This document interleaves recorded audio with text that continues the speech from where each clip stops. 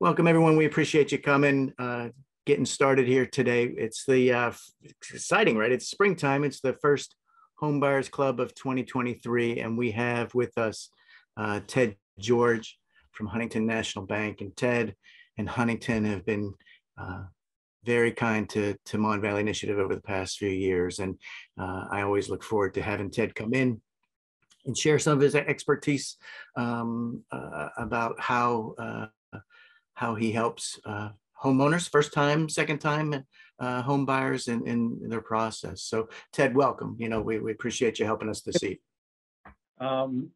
First of all, I want to tell everybody I truly appreciate you being here. As Jonathan said, my name's Ted George. I'm with Huntington Bank. I've been with Huntington about 25 years now, and I'm a community lender in Pennsylvania. I grew up in Beaver County. I still do.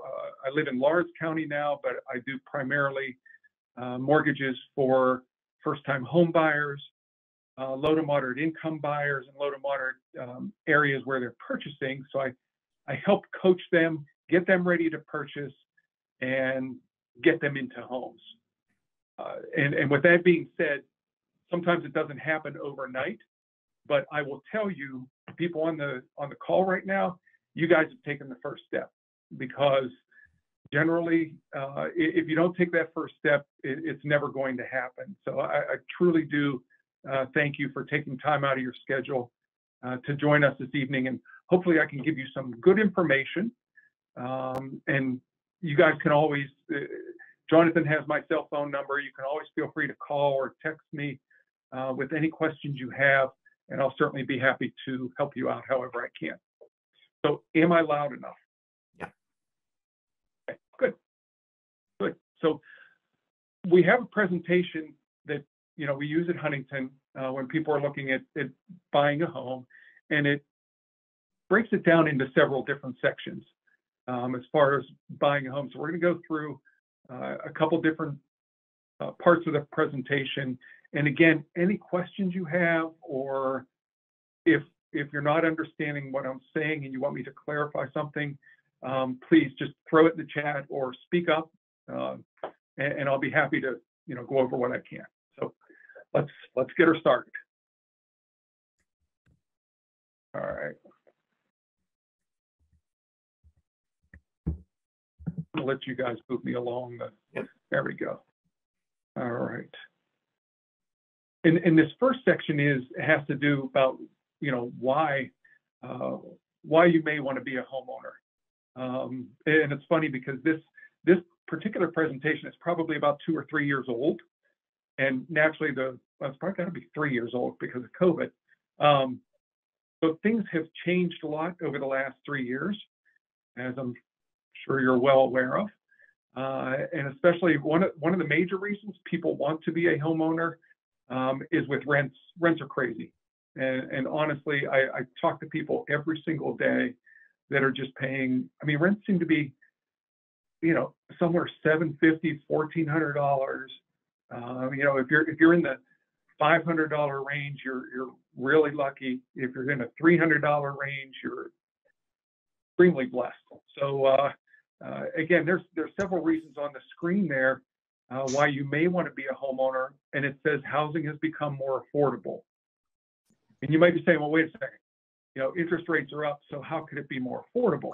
And I agree, interest rates have jumped up from where they were. They were in the high 2s to mid 3s, again, depending on credit score. And now we're up more in the mid 6s. So they are higher, but can anyone guess what the interest rate is if you're renting? Question. It's as you know, it's 100% because it all goes, it all goes to somebody else. Oh. You don't get any. Yeah, so you don't get any credit for that, and it's much higher than what the mortgage rates are. But don't be afraid of that, because this is honestly, my first year in this business was 1982, and the interest rates at that time were between 15 and 16%. Now, of course, the cost of homes were less at that time. Or cheaper. Mm-hmm. Yeah, absolutely. So, I mean, naturally, that made a difference. But, you know, the other thing you have to remember is, especially recently, people were overpaying for homes.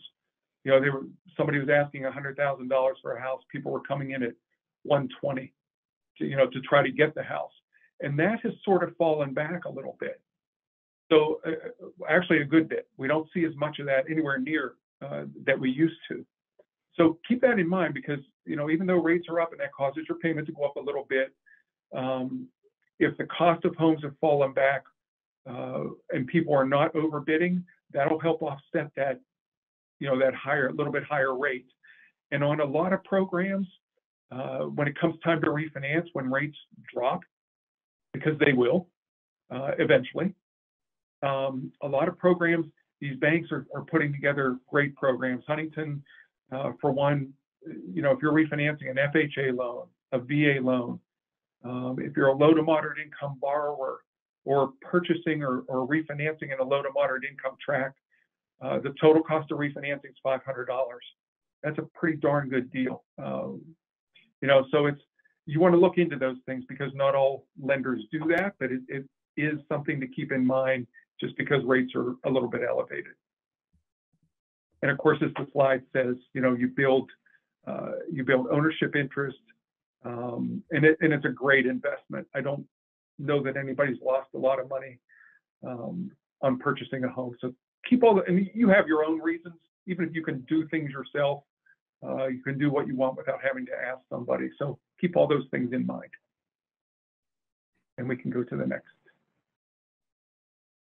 Very good. The next slide is almost exactly what I was talking about, an investment. If any of you have friends or family that have owned a home and perhaps they've sold recently, a lot of people are making, you know, some pretty good money on the homes that they're selling, because the values have gone up. And, you know, again, growing up in Western Pennsylvania, our values didn't go up as much as some of the other areas in the country. However, we're starting to go that direction. And again, owning a home is considered a great investment, especially with the increase in values. So keep that in mind. And if there's any way you can do this, it's absolutely something you want to do. Yeah, and Ted, you know, when I speak with people, the number one reason they want to purchase a home is to be able to leave something for their family. So, you know, there's a lot of good reasons to own a home, but still the number one driving reason that I get when people tell me is that they want to leave something for their family. So yeah, it's still a great investment. The generational wealth is something that you hear that word a lot now. And I appreciate bringing that up, because I should have mentioned that. But yeah, absolutely. I think that's something that's so important, to be able to leave something to your children or your grandchildren. So absolutely want to keep that in mind. Slide 3. Oh, the budget example. Yeah, this is where it can get a little dicey. Again, these are areas where you have to be honest with yourself. Nobody knows your spending habits better than you. A lot of times, putting the numbers on paper or whatever device you want to use. I'm still, you know, pen and paper, so I date myself a little there. But I mean, that for me is one good way that I can budget. I know where I spend my money. If I need to cut back, you know, I know the areas where I can do it. And I think we all do that. I think there's times where, you know, we're out and we're getting ready to make a purchase, and you sort of step back and think, wait a second, do I want this or do I need this? So it's always a good question to ask your their entire office, their entire team. Did somebody have a question? Okay. Again, keep in mind here on this particular slide, it's showing your gross monthly income before taxes. That's what when we qualify you, you can see the figure there of 40%. We're using your gross monthly income. Again, is that a realistic picture? No, that's not what you bring home. And that's why it's so important for, you know, even if the bank says, yes, you know, you qualify for this loan, I can get you into this house. Here's what the payment will be. you better take the time to put that on paper and make sure that it's something that you can afford, because the absolute last thing you want to do is buy a home and be in there for 6 months and go, uh-oh, I'm in trouble. So, again, put the pen to the paper, know how much money you're bringing home, and then subtract out your debts. And as we go through these slides, you'll see that there's other things when you buy a home that you do have to allow for, and it's in the little pie off to the right-hand side of the screen, where there's taxes and homeowners insurance. There's your other monthly debts that you have, and I think the biggest one, especially now, the last one at the bottom, the expenses: food, clothing, entertainment, vacations, etc. Especially now, food is just like crazy. I went to buy a box of gobs from Giant Eagle. It was like $10. Honestly, I struggle wondering how people are making ends meet. Yeah, I just think it's crazy right now. So you do have to, even if you've done a budget for yourself in the last year, I'd go back and rework that, because costs are up. Everything, food, clothing. If you can afford a vacation, God bless you. That'd be great. But a lot of people can't even do those things anymore. So again, be realistic enough to know your numbers and crunch those numbers. And again, there's things you can never account for, but there's a lot of things that you can't account for, and it'll keep you comfortable.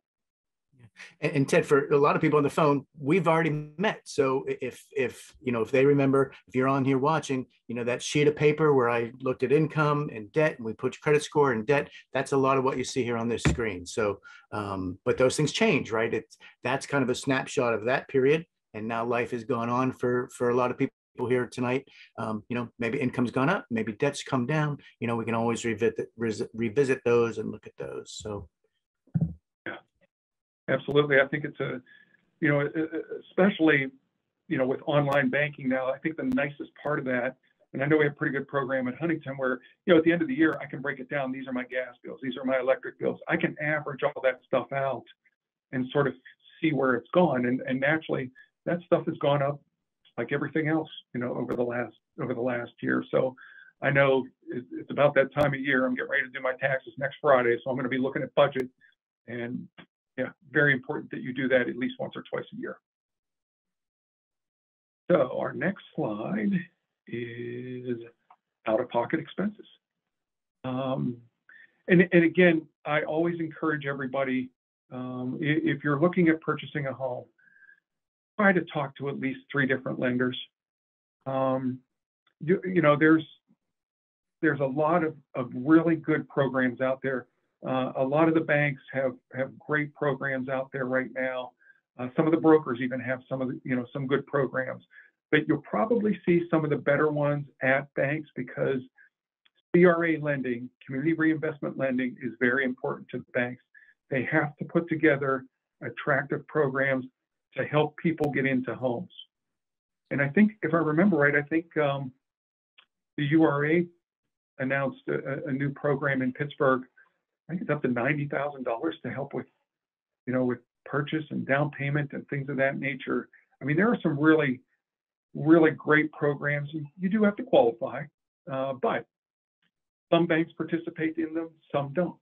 So, don't just go, if your realtor says, I want you to talk to this lender, nothing wrong with talking to them, but make sure you do your homework, because there are programs out there where, one lender might finance the whole thing, all 100%. Somebody else might do 97%. That doesn't make them 100% better. And the reason I say that is sometimes the ones that finance a little less will cover maybe up to $5,000 of your closing costs. So, again, that $5,000 could add up to more than a 3% down payment. So you need to do your homework. You have to have what I tell people, a trusted lender, somebody you can trust, that you can give information to. And I know a lot of the guys that do my job for different banks, good people, good guys. I know you can, if somebody's giving you a better program that fits for you better, most of the guys that I know are going to say, look, you got to go this way. It's the best for you right now. Maybe we can work together down the road, but for you right now, this is the best program to go with. And make sure you're checking, because as you can see in that list there, there's expenses, down payment, taxes in Pennsylvania. You have to pay a year's taxes up front, a year's homeowner's insurance up front. There's home inspection money, appraisal money. That home inspection line probably needs to be looked at, because 200 to 400 seems a little bit light right now. Yeah, even the appraisal. The appraisal 450. You can tell this is a few years old, because now we're seeing anywhere from $550 to $1,000. And you add up some of those things, you're going, wait a second, my hand money's $500, my appraisal's $500, my home inspection's $500, termite inspection. You got $2,000 out of your pocket before you know it. And let me ask you this question: if the deal goes sour, do you get any of that money back? Probably not. Probably not. Now, one thing to keep in mind. I'm sorry. Yeah, the hand money you do get back. Correct. Unless you walk away from the deal. But one thing I do want to point out is, talk to your lenders also when they collect. Do they collect for an appraisal up front? Some do, some don't. Huntington does not. So, I love that we do that. I think that's putting the people first. If the deal goes bad, or the loan's turned down, or the appraisal doesn't come back, or God forbid you lose your job and you can no longer do this, Huntington's not going to chase you down to the appraisal fee. But there are very, very few lenders that do that. So you need to ask questions as you go through this process, and that's one of the important ones. You want to know what your out-of-pocket expenses are going to be. So closing costs are out of this world too, and different for everybody. So in Pennsylvania, it's not cheap. However, I think the best thing is, especially over the last couple of years, programs are out there that help assist. Banks are helping to assist. So believe me, it's much better for lenders to get families into owning homes. And I think a lot of them are trying to do it. As long as it makes sense, they're willing to bend over backwards to do it. So keep those things in mind. Let's see on the next one. Any questions so far? I'm sorry, I just kept rattling on. And if you do have questions and you want to put them in the chat box, we'll address them as we go along here. So great point. So advanced, you hear the cost of home ownership. Yeah. Oh, I'm sorry. Yeah, that's right. Yeah, I have to go to that. All right. Yeah, the cost of home ownership. Again, your monthly payment.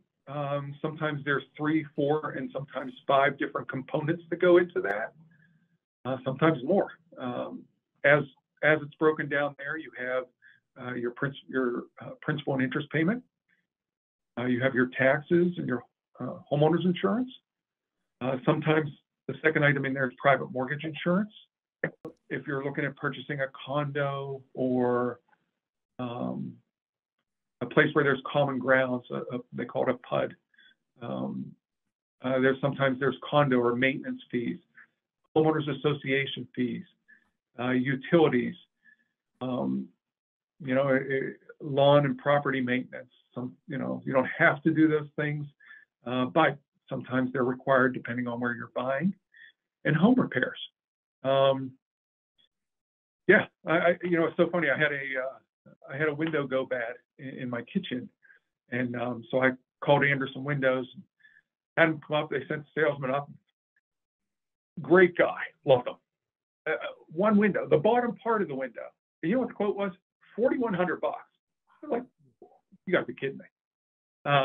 And so what my wife did was she went online to Anderson, and we just bought the bottom part of the window. And scary parts, I'm going to try to install it myself. But in doing that, I had to paint around the window and match up the paint, and then do all the stuff that I needed to do, change the hardware. But it was $340. So there are ways to save money. And believe me, I'm certainly not a handyman, but if I'm going to save a few $1,000, I'm going to give it a shot. Yeah, sure. Agreed. Yeah, you sort of learn to get better as you get older. Mhm. I was terrible when I was younger. All right. So credit. Jonathan, did you share some? Have they already been through part of the Yeah, I think credit most people on the line, Ted, we've looked at credit and going through the three bureaus. So for many people on this call, we've done that. Or if you want to update them, I mean, we can update those as well if you feel like you're progressing. So Excellent. Yeah, and that's probably one of the toughest parts in doing in getting a mortgage, because typically the first thing the lender's going to say is either, do you know your credit score, or have you had someone pull your credit lately? And again, there are a lot of sites out there that offer credit scores. Credit Karma is probably the most famous that I hear. Is it a good gauge of your mortgage credit score? Most times I'm going to say no. Not that it's off by a lot. It can give you a good indication as to what your consumer credit score would be. But the mortgage credit scores typically score a little tighter. So you will see that, anything you're getting for free, which I think is Credit Karma and some of the other ones that are out there, I wouldn't put a lot of, it gives you an idea, but not gospel, that's for sure. But those are the three bureaus, and this is an interesting part because I think I had some notes on this that I wanted to touch on.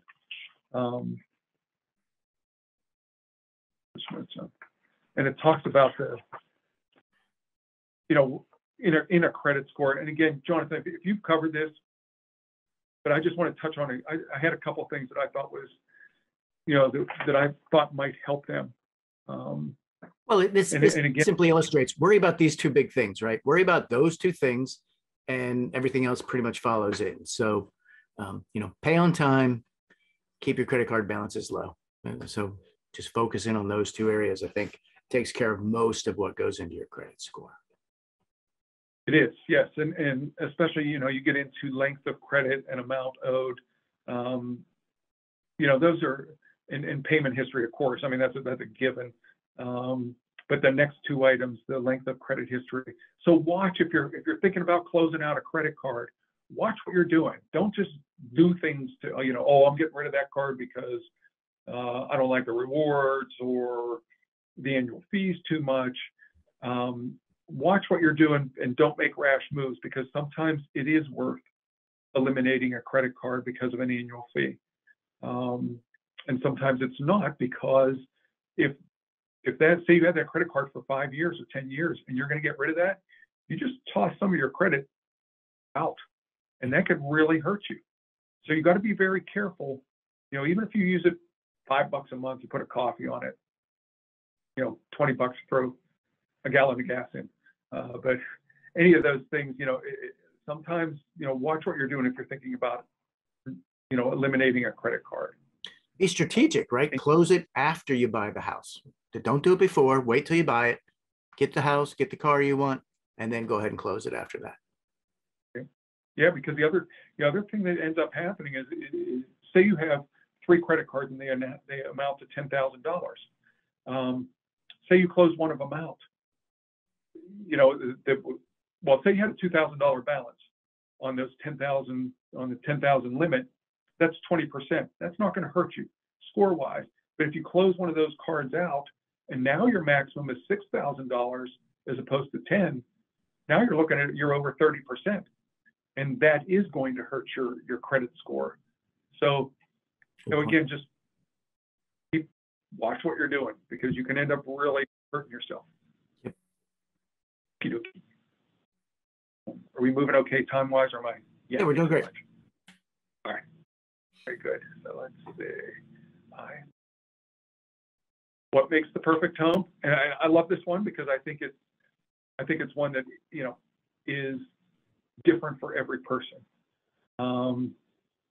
Again, I think when you walk into that house, you sort of know, this is the right one. and it talks about the must-haves. And I'm sure, you look at those things, what's, if there's a particular school district you want to be in, if there's a particular area that keeps you close to a bus line or something like that, but that makes it more convenient for you to get where you're going. All those kind of things come into play when you're looking at homes. So again, not something you want to make a quick decision on, but have your ideas lined up so that when you walk into those homes, you have a pretty good idea. And the last thing on there is consult a real estate professional. There's a lot of good realtors out there. So, again, I think it comes down to that, what I call the trusted advisors. Your lender, your realtor, your home inspector. I personally believe that those, you have to use people you trust, and, not necessarily who, Joe told you to use. Sometimes, it worked well for him, but you may find you don't mix with that person. And if you don't mix with a lender, get another one, or find another one, or talk to another one. If you don't mix with a particular realtor, there's a lot of them out there. So again, you want somebody that's looking out. This is the biggest purchase you're going to make, more than likely. So it's something you want to feel comfortable with the people you're surrounded with. And if you have that good team, you'll do well. I can guarantee you that. And most of those relationships, Ted, are short term. You have a long-term relationship with that house. So you have to keep in mind what most importantly, what your needs and wants are. So absolutely comes into play, big time, because when you're done with that transaction, your lender's gone, your realtor's gone, your home inspector's gone, and it's all you. So yeah, scary but fun. Yeah, I can say that. That's what we want, right? We want to take care of our own stuff. Yeah, so. Yeah, absolutely. And so the next slide here is, what the realtor can do for you. And, again, the realtor that you're working with, hopefully they can provide, like it says, provide an objective voice, find homes in the area where you're looking. And sometimes even, I've seen a couple of realtors that are really good at this, where they'll even show you a couple homes or suggest you look at homes outside your area. And honestly, that's what happened. That's actually what happened to me. My wife and I were looking more toward the Pittsburgh area, and we ended up in Neshannock Township, which is up by Westminster College. And it was just, and thank God I'm so thankful that we ended up there. It just worked out perfect with us. Her parents were closer, and as they aged, my mom aged, it just worked out perfect. So, although there may be a particular area that you're trying to stay, look around a little bit, because you may find a good deal out there in another area that works well for you. So, and of course, it said help you negotiate, and your realtor, you want to depend on your realtor for that as well. All right. That's not a picture of me in my younger days. So, selecting a loan officer. Again, much the same as what you see with a realtor. I think it's those things, those characteristics: trustworthy, available, knowledgeable. If you're making the biggest purchase of your life, one, you want to be able to trust the person you're talking to. You want to make sure that, when you call, even if they can't pick up the phone, then are they going to get back to you? Do they get back to you in a timely manner? If it's a Saturday, are you going to hear from them? Sometimes it's even on a Sunday. Are you going to hear from them?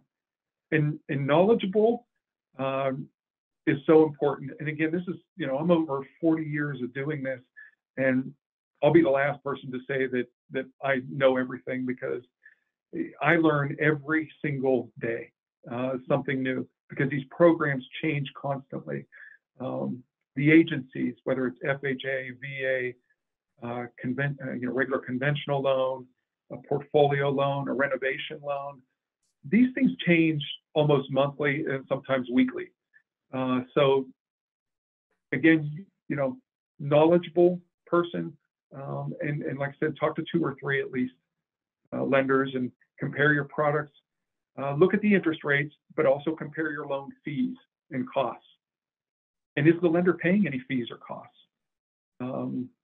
You know, that's one thing I think that a lot of people don't know, that on every FHA loan and every VA loan that Huntington does, no matter where it's located, no matter what your income is,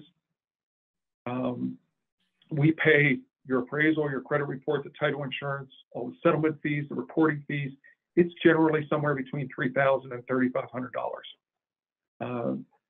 FHA, all FHA loans and VA loans, and properties located in low to moderate income tracts. We've been doing that for over 10 years. And the last I checked, it amounted to us paying somewhere around $16 million in fees for our families. And I'm especially proud of that. So again, do your comparison, do your homework. And something interesting happened this week, Ted. So it's the end of February. We'll put this up on, but FHA announced that they were going to lower their mortgage insurance premium by 0.30. So for everyone out there listening, you know, the monthly mortgage insurance premium that you pay every month, I believe was calculated at 0.85%. And now it's going down 0.30 to, is it 5.5, Ted? I don't know the factor, but it's gone down, which in essence makes it cheaper. You know, even though the interest rates may not have moved, it does help your monthly payment become a little bit cheaper thanks to FHA lowering that just this week, I think. So something exciting happening for affordability. It is, and that's, you know, it's funny because my wife also does what I do. So we're both in the mortgage industry, and she was the one that told me that they were doing that. I didn't hear that, so that is it's a quarter really percent. exciting. What was that? It's a 0.25%, so it's pretty meaningful, right? It's pretty meaningful this week. So it is, and very important when those things happen. And again, all lenders will have to adjust that figure, so it won't just be, you know, whatever lenders choose to do. Across everybody has to make. That's right. Right. All right. Thank you for bringing that up. That's a huge point for people. So again, trying to make home ownership more affordable. And my honest opinion is I think you are going to continue to see those things happen. So I think it's really a cool time to be a buyer. I just think there's a lot of opportunity. And whether you do it this year or 5 years down the road, you know, a lot of people, I just closed on a fellow in Newcastle. It took us 5 years to get him in that house because part of the program was him putting away $20 a month to try to save some money. And it was a $45,000 house. So it wasn't a big house or anything like that, but we put together a game plan. He stuck with it. He kept his credit good. So yeah, exciting times, and don't listen to any lenders when they tell you they have a minimum loan amount. And there are some that do, but I don't think you'll see that with any of the banks. I know Huntington, I can only speak for us.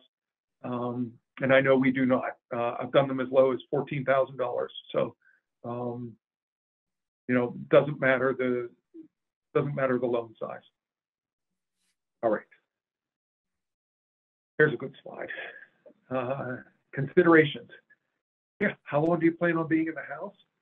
Do you expect the finances to change? Yeah, most people are going to go with a fixed rate, but there are occasions where if somebody knows they're going to be in a house for a short period of time, they will go with something like an adjustable rate, because a lot of times an adjustable rate, you can lock it in for 5 years. And if they know they're going to be out of there in 5 years, why not take advantage of it? So again, things you have to think about and be knowledgeable about, and you know, go with your trusted advisor. And how quickly you want to pay your mortgage off. Making one payment a year, one extra payment a year. If your payment was $600, you make one $600 payment extra a year, you're going to knock 6.5 years off your mortgage. You know, you do the math. You know, $600, if that's your payment. Now, again, you know, the principal and interest might only be $400, but again, you do that math over a 6-year period of time, you are saving a lot of money. So anything extra you can throw at your mortgage, please do that. It's so helpful. And do you still offer like 25-year, 20-year loans? Is that still a thing? It is, and I think that's specific again to lenders. Again, great question. We do anything between 8 years and 30 years. So again, it does vary from lender to lender, and that's why you have to talk with them. Now, you won't always see the rates typically change. 30-year might be one rate, 20-year might be one rate, and 15 and 10-year might be another rate. So if you go with a 26-year as opposed to a 30-year, your rate's going to be the same, but the payment, it doesn't move up as much as what you think. But the good part is, if there's a $20 difference in payment to go from a 30-year to a 20-year, and you want to keep the lower payment, just keep yourself comfortable, throw that extra 20 bucks at it a month and get that thing nailed down. And the reverse is true too. Knowing who you are, if you're not going to spend $20 extra, but you'll make your minimum, you'll make the mortgage payment, maybe getting that 26-year loan makes sense for that person. So we're not all the same. So having different options, I think, is powerful, right? Let the consumer decide what's best for them. So maybe you're not going to send extra, but you will make that payment. Maybe a 26, 27, 24-year loan makes sense to that person. So that's a great tool to have. It is, and it saves you. I mean, the amount of money you save over time is just, you do the math, it's just amazing. Even that little bit extra you put towards your mortgage. So yeah, whether you have to force yourself to do it, or if you're the type of person that can, do it every month, yeah, make sure you do that one way or another. All right. Types of mortgages available. Fixed and adjustable. Yeah, the fixed, especially now, you're seeing, the fixed rates and the adjustables. If you just listen to the news, you might think that rates were, over 10%, because all you hear is, the Fed's raising the rates, Fed's raising the rates. Keep in mind that when the Fed raises the rates, a lot of times that's short-term rates. Those are things like credit cards, lines of credit, home equity loans, adjustable rate mortgages could change. But mortgage rates, when you hear the Fed's raising the rate, it doesn't necessarily mean that the mortgage rates are going up. Rates were up as high as 7.5% and have fallen back. A couple of weeks ago, they were in the higher fives, and then they kicked up a little bit. There was a very strong job report that came out, and it's in the mortgage industry. Bad news is good news for rates. When the economy's strong, and you're going to see it coming up there, they have to slow things down. During COVID, you saw the rates, 2s and 3s, because things were slow, people weren't doing as much. But when all the money started getting pumped into the economy, people started spending. Now they're trying to slow it back a little bit, and that's why rates have elevated a little bit. But again, in that, rates have been, I've seen them in that 6% range, 6.5, even 7. That's happened plenty over the last 20 years. It's just you don't hear as much about it because they went from 3% to 6 or 7. So you're hearing a little bit more about it now. But rates are still very affordable, much better than 100% rent rate. And the adjustable rate mortgages, just to touch on that for a second, I don't think you'll get into that too much, but again, they're good for somebody that knows how to use them. And I don't think people will get into those situations too much, but there are times where, it's not bad. Like I said, if you plan on being out of there in 5 years, or you're only going to be there a couple of years, something you want to at least explore, because you typically do get a little bit lower rate. It's got to be careful. And the types of mortgage products.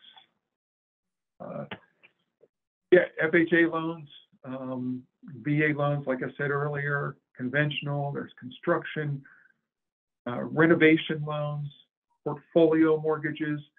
Portfolio mortgages are loans that the bank does. We set the guidelines on it.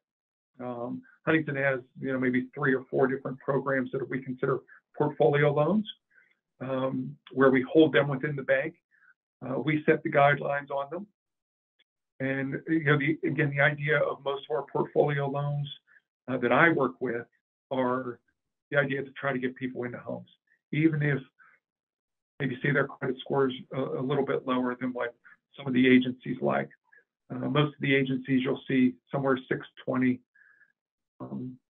We have some programs out there that go down to 580. It doesn't necessarily mean we can get you approved, but they do look at a 580 score. So again, it's, this portfolio mortgages are definitely a valuable tool for each bank that offers them. Renovation loans, I see those becoming more and more popular, even with people who have owned homes for 5 years. Instead of moving and paying more for a house, they're going to do the renovations themselves. And One thing I want to add, Ted, is Southwestern Pennsylvania has always historically been a strong veterans. We have a lot of veterans here in Southwestern Pennsylvania. So for anyone out there watching, if you're a veteran or someone who's a veteran, that is such a fantastic tool and a fantastic way for home ownership. So if you happen to know someone who's a vet and expresses interest in being a homeowner, definitely want to point them my way or Ted's way and get them probably one of the best loans out there as far as I'm concerned, and perform fantastic over time. But a lot of things built in there that are towards the benefit of the veteran, and in my opinion, that's the way it should be. So absolutely. And on those VA loans where you can finance 100%, no down payment required, no mortgage insurance that we talked about earlier. They don't have, even though they're not putting down any money, there's no mortgage insurance. In Huntington's case, like I said, for all VA loans, no matter, it's a $400,000 mortgage or a $50,000 mortgage, again, all those fees we cover. Title insurance, settlement fees, appraisal.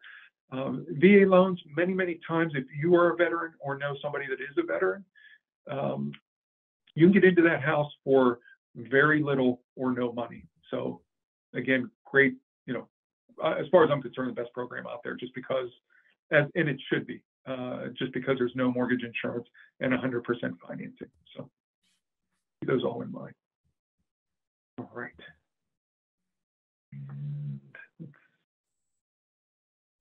Yes, state programs, down payment assistance programs that we talked a little bit about earlier. There are ones through the state. There's local.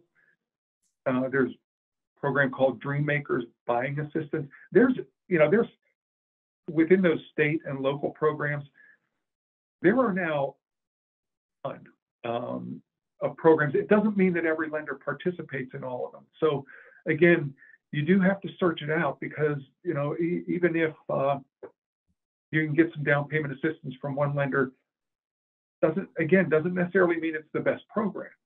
You have to look at the whole, what's it going to cost me total to get into this house?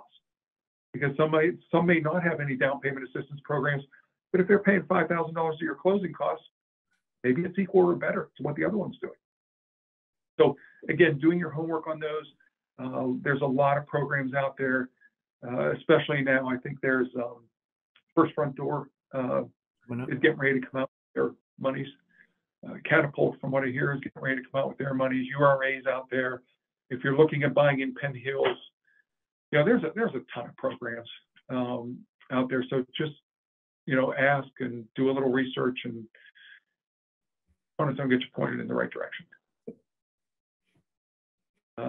Pre-approved. Gotta love this part. That's all. As lenders, we hear that a lot. I need a pre-approval letter, and I'm just going to give you my opinion. Sometimes these pre-approval letters, they're not worth the paper they're written on. Sometimes, not saying always, but there are pre-approval letters where a lender, you'll talk to a lender on the phone, they'll take some information from you, and they'll give you a pre-approval letter. And sometimes it is right and it's correct, and there's nothing wrong with that.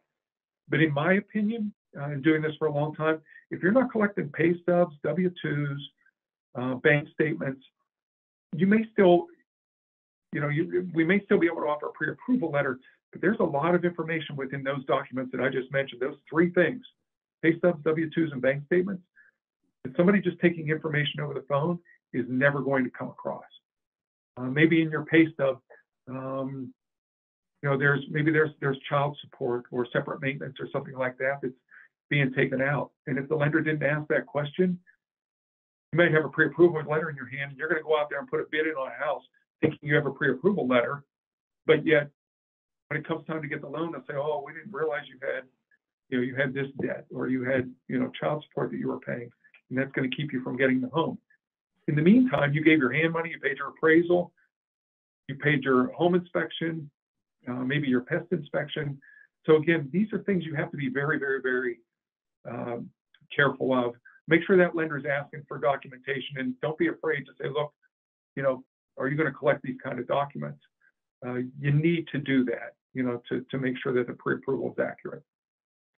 And again, just because a lender says you're pre-approved for a certain amount, do your budgeting and know where you're comfortable, because, you know, lenders can typically qualify if you're going up to 50% of your gross monthly income.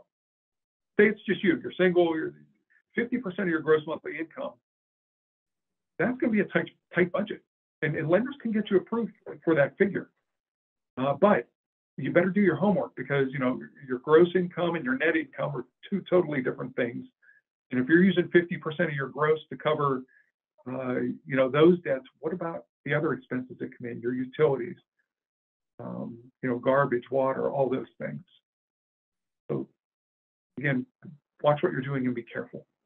And those things, Ted, in my mind, they're skewed against the smaller earner, right? If you make 40,000 a year, you know, 50% is 20 grand. Well, you're left with 20 grand to live on. Meanwhile, if you make 150,000, 50%, 70, you have 75,000 to live on. So yeah, it's tougher for the person just trying to get on that first rung of the ladder at 50%. You know, it doesn't leave you a whole lot of money left for life, really. So. Right. And yeah, so important. I mean, yeah, nobody wants to be house poor. And right. You hear that term, but boy, if you've ever done it, not a good thing. Yeah, it's possible, but do you really want to? Do you really want to do that? So, yeah, possible and painful. Most of the time. I don't say that all the time, but sometimes. All right. And it also talks about, you know, so you found a home. What's the next thing you're going to do? You know, your earnest money check that we talked about to your realtor or the real estate company. Market analysis and trying to determine, you know, the value of the house that you're looking at. Your realtor should be able to help you with that. Your hand money, your home inspection, and negotiations. And again, as it says in that last bullet point, negotiations just aren't about price. Realtors will negotiate that, you know, maybe the sellers are going to cover some of your closing costs.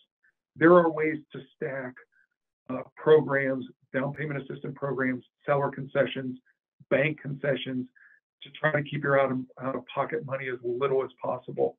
And, you know, again, just negotiating price, important, but not the only thing. So Ted, when you think about earnest money, you know, what's your advice to people that you talk to as far as how much to give when you're signing your contract? Well, and that has changed over the years. That's a great question. And I've seen that change a lot, because the old rule of thumb was always like a 1%, you know, 1% of the sales price. So it was $100,000 home, you know, you were giving $1,000.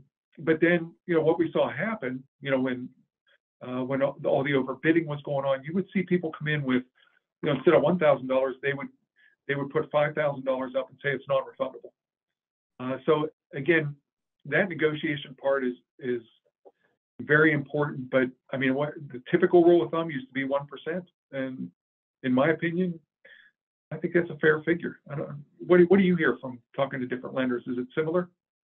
Well, I tell people try to give as little as possible. You know, if they'll take 500, give 500. If they'll only take 2,000, then only give 2,000. So there's only rare cases I think that you would want to give more than the absolute minimum. So yeah, because you know, there's situations you give more than the minimum. You know, if something would happen and the deal would fall apart, you know, typically you're to get that money back, but some people like to make it hard on you. So, yep. Again, something to be careful of. Yep. Right. Yeah, we're getting near the end here. The offer is accepted. Now the hard work starts, because as soon as your offer is accepted, now you got to go back to your lender and he'll say, well, I need to update your pay stubs, maybe get your tax return because it's tax season, get your updated bank statements. Bank statements, so important. And please remember, if you're keeping money at home and trying to save it, That's great. There's nothing wrong with that. But get that money in the bank at least 3 months before you're going to apply for a mortgage, or it could end up causing you big problems, because the bank collects typically your last 2 months statements, and they review the statements. They don't care where you're spending your money. They want to see, are there large deposits? Are there debts coming out of there? Maybe you're paying somebody else's credit card or something like that. But the biggest thing they're looking for is large deposits. And, if magically a $3,000 deposit appears in your account, they have to document where that came from. And if it just was mattress money, so to speak, a lot of times they cannot count that as usable funds. So it could end up sort of putting a crimp in trying to buy a house. So again, nothing wrong with saving money. If you don't have a checking account or a savings account set up, do that, and get an account set up so you can put away money monthly. The savings for your home, maybe what you do is make it a little less accessible, so you can't use your bank card to go in and get money every time you're out having fun. But on the other hand, it's important to show a savings pattern, because if your current rent payment's $500 and you plan on going to $700, those underwriters, the mortgage underwriters, they like to look, is this person saving money each month, or where's, if you have a good savings pattern, that's huge. The underwriters love to see that, because they know, okay, not only they're paying their $500 a month, but they're also putting away, $100 or $150 or $200. So savings patterns are huge. To keep that money in the bank, in your checking or savings account, for sure. Ted, what's your thoughts on if someone has a 401k and maybe they don't want to use it for the transaction? What's your thoughts on showing that? Well, I love showing it, because I just think it shows there's backup in case something would happen. Again, I think underwriters really want to see that information. They want, any assets that you have, whether it's a 401k, a 403b, life insurance, anything that you have it could be liquid. You want to share that with your lender, because, again, if it's a situation, even if it's not questionable, that helps build strength to the file. And when an underwriter is looking at that, and maybe you're buying for the first time, and maybe you're living with your parents now, and your payment's going from $0 to $600 or $700 a month, or $1,000 a month, they want to see that there is a little backup in case something would go wrong. So absolutely a huge thing. Even if you don't want to use it for down payment, or just an asset is wonderful. All right. And the lender, again, I know I give updates to everybody on my loans every Friday. The realtors get an email. My borrowers, I'm usually talking to more often anyway, but keeping them informed. You don't want your lender to get you moving initially, and then you never hear from them until there's either a problem or the closing. You want to know what's going on. Is the appraisal in? Did the underwriter do an initial review? All these things they should be keeping you up to date on. Again, the appraisal, we have to go through a third-party group. The banks can't request an appraiser now. It has to go through a third-party group.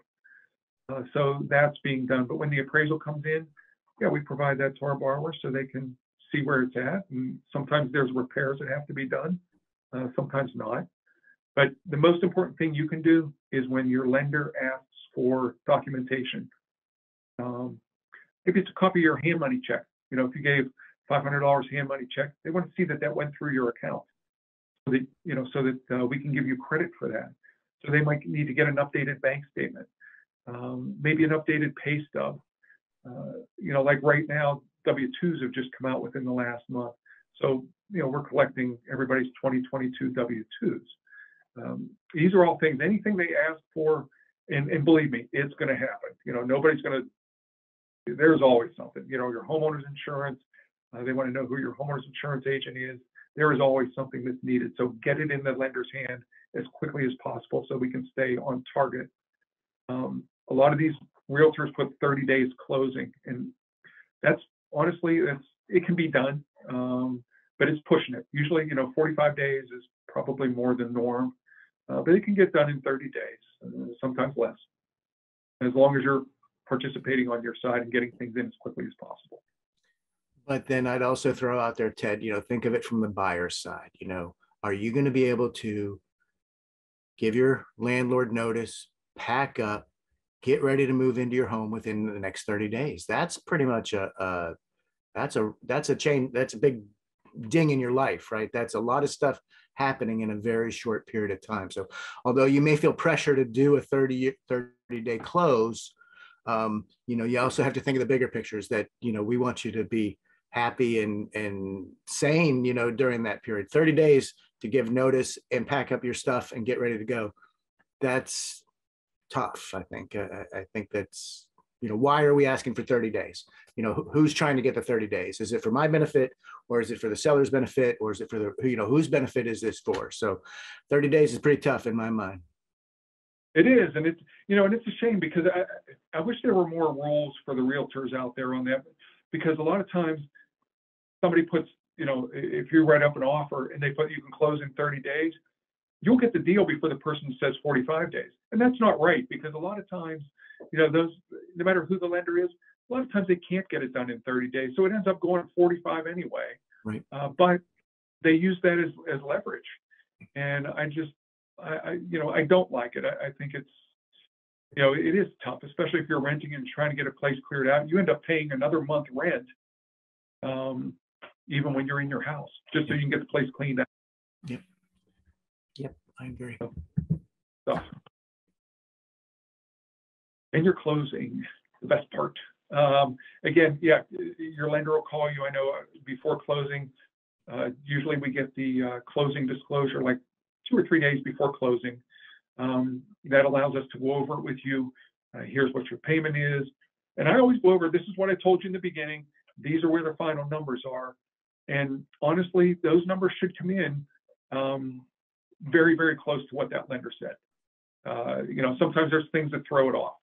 They'll estimate for the taxes of the homeowner's insurance and they'll be a little bit higher. So those things can change, but we try to keep keeping your clients posted as the process goes, letting them know what changes they're seeing, makes it much easier to go over that closing disclosure. And yeah, the agent will do the final walkthrough with you, attend the closing. Title company, they've already done their work. They did their title search because believe me, the bank is not going to let you close if there's a problem with the title. We're in the same boat as you. So if there's an issue with the title, we're not going to let you close. So Ted, we work bring me together. up to speed what's like in 2023, because closings in my mind were always everyone comes together into a room and signs papers.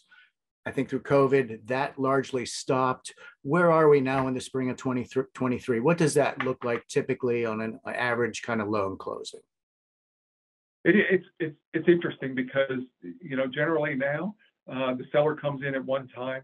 Like you said, everybody used to be together at that closing and everybody shake hands and hug and all that good stuff. And now it's the seller's coming in one day, and signing, or maybe earlier in the day, and then the borrowers are coming in a little bit later. They're doing their process. And yes, the realtor's still there.